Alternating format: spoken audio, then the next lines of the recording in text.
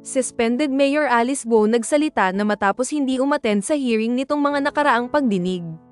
Pakinggan at basahin natin ang inilabas niyang statement sa kanyang Facebook page. Most frequent asked question, nagsisi ka ba Alice at pumasok ka sa politika? The answer is hindi, pero nasaktan ako ng husto ng politika. I almost lost myself. I remember, July 12, 2021 nang sinabi ko po sa Dapdap Our Lady of Guadalupe Church. Maraming salamat po sa support at maraming salamat po. Again today is July 12, 2024 nga lang. All I want to say is maraming salamat po sa pagkakataon at tiwala na binigay nyo sa akin Kabamban. I'm beyond grateful for the unending support despite all of these accusations. First, to my beloved bayan, Bamban, sorry for not being physically present with each one of you. I miss you all na, pansamantala lang naman po ito habang may pinagdadaanan po tayong pagsubok. Secondly, to my LGU family, ang aking mga lola, tita, tito, kuya at ate Mare at pare, miss na miss ko na po kayo lahat. Thank you for the support and guidance you provided throughout my administration. Third, to my SB members, my titos. Please always remember agpa din walang iwanan hanggang dulo. Salamat sa walang sawang support sa ating mga programs para sa ating bayan. Ramdam ko po ang pagmamahal ninyo. Sa aking mga barangay officials, sa pamilyang nabuo natin, always remember tao muna. Huwag po pabayaan ang mga constituents at mga kabarangay, and always remember I am so proud of you all. Mula sa mga kapitan, kagawad hanggang mga tanod natin, patuloy po natin alagaan ang ating mga kabamban natin ha. Fourth, sa mga batang kabamban, patuloy po kayong mag-aral, mahalin ang inyong mga parents, show love and respect to them. Sa mga kolehiyo ng ating bayan, follow your dreams dahil kayo ang pag-asa ng ating bayan. Isang mahigpit na yakap sa inyong lahat. Also to our hardworking school heads, principals, teachers, daycare workers and the like, please continue to support our students to excel and reach their goals. Alam ko mahirap ang pagiging isang guro, pero forever ako grateful sa inyong dedication and commitment sa ating mga students. I truly miss you all. Especially our gatherings, celebrations and bonding moments. Sa ating senior citizens, my dearest lolo at lola, mahal na mahal ko kayo, alagaan po ninyo ang inyong kalusugan. My PWD families, I will always pray for your health and for your family, na patuloy nila kayo alagaan na puno ng pag-intindi at pagmamahal. Sa mga solo parents at parent leaders, I am always proud of your hard work and perseverance para maitaguyod ang inyong pamilya. Mahal ko po kayo lahat. 6. Sa mga negosyante ng ating bayan, maliit man o malaki, huwag po kayo mawalan ng pag-asa. Siguradong may pag-asenso sa ating bayan, gaya lang ng aking pinanggako noon, hindi man agad, unti-unti natin itong naramdaman. Sa mga investors, please do not hesitate to grow your business in Bamban, kagaya ninyo nagtiwala din ako sa ating bayan. Bamban, lalo sa ating mga magsasaka, vendors at iba pang manggagawa, huwag po kayo manghinayang, ituloy po ninyo ang magandang naumpisahan natin para po sa inyong pamilya. Salamat din po sa inyo. 7th, to our jeepney and tricycle drivers, thank you for your service. Lagi po ninyo alagaan ang mga kababayan natin, lalo na sa panahon ng pasukan. 8. Sa aking LGBTQIA dagdag family, my one and only Ag Pride, please continue what we have started and bring smiles to our town. Ang makulay na bahaghari, tandaan ninyo you are equally beautiful sa aking paningin. 9th, to all our religious sectors in our town, thank you for all the prayers. Kayo po ang nagbigay liwanag at naging instrumento ni God upang maliwanagan ang aking puso at isipan sa mga panahong muntik na akong bumitaw.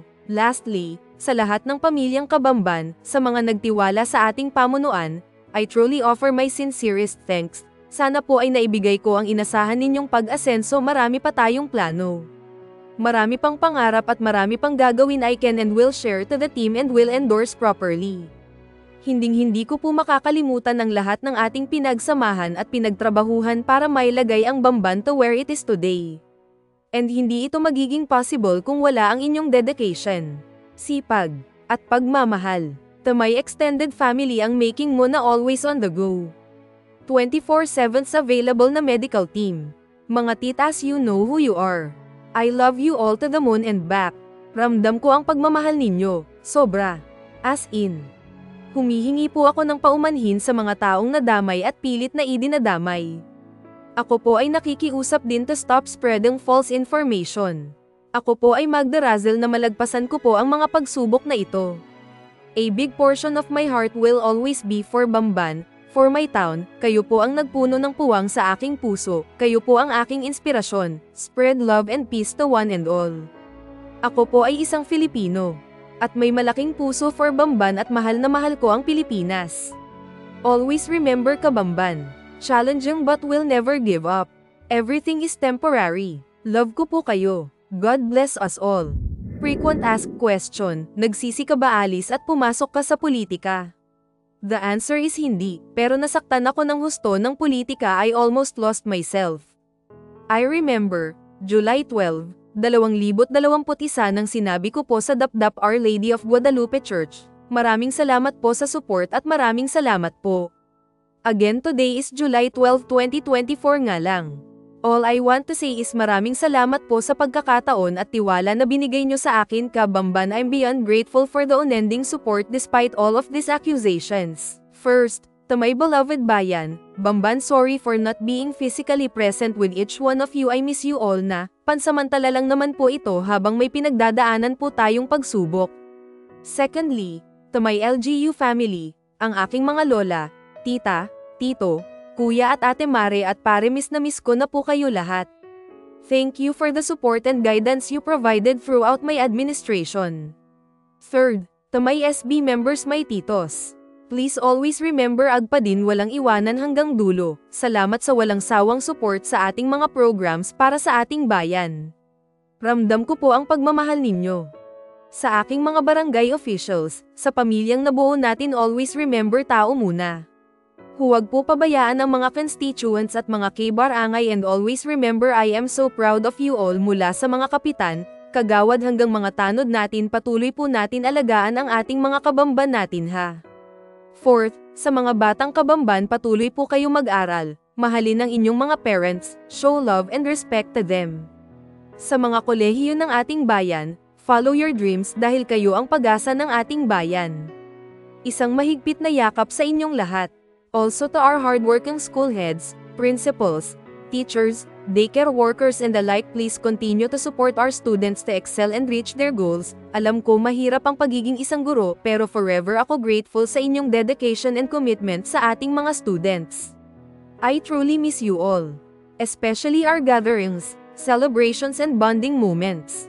Sa ating senior citizens, my dearest lolo at lola, mahal na mahal ko kayo, alagaan po ninyo ang inyong kalusugan. My PWD families, I will always pray for your health and for your family, na patuloy nila kayo alagaan na puno ng pag-intindi at pagmamahal. Sa mga solo parents at parent leaders, I am always proud of your hard work and perseverance para maitaguyod ang inyong pamilya. Mahal ko po kayo lahat. 6. Sa mga negosyante ng ating bayan, maliit man o malaki, huwag po kayo mawalan ng pag-asa. Siguradong may pag-asenso sa ating bayan, gaya lang ng aking pinanggako noon, hindi man agad, unti-unti natin itong naramdaman. Sa mga investors, please do not hesitate to grow your business in Bamban, kagaya ninyo nagtiwala din ako sa ating bayan. Bamban, lalo sa ating mga magsasaka, vendors at iba pang manggagawa, huwag po kayo manghinayang, ituloy po ninyo ang magandang naumpisahan natin para po sa inyong pamilya. Salamat din po sa inyo. 7th, to our jeepney and tricycle drivers, thank you for your service. Lagi po ninyo alagaan ang mga kababayan natin, lalo na sa panahon ng pasukan. 8. Sa aking LGBTQIA dagdag family, my one and only Ag Pride, please continue what we have started and bring smiles to our town. Ang makulay na bahaghari, tandaan ninyo you are equally beautiful sa aking paningin.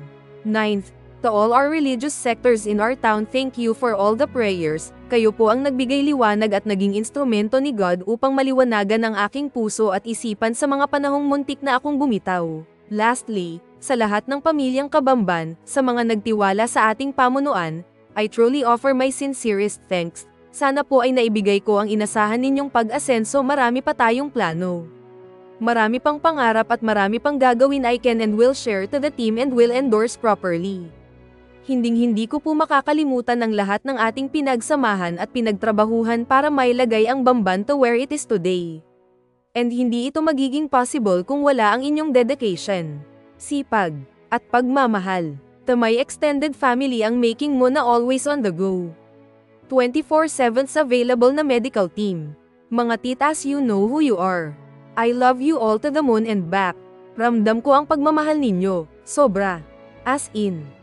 Humihingi po ako ng paumanhin sa mga taong nadamay at pilit na idinadamay. Ako po ay nakikiusap din to stop spreading false information. Ako po ay magdarazel na malagpasan ko po ang mga pagsubok na ito. A big portion of my heart will always be for Bamban, for my town. Kayo po ang nagpuno ng puwang sa aking puso, kayo po ang aking inspirasyon. Spread love and peace to one and all. Ako po ay isang Filipino. At may malaking puso for Bamban at mahal na mahal ko ang Pilipinas. Always remember ka, Bamban. Challenging but will never give up. Everything is temporary. Love ko po kayo. God bless us all.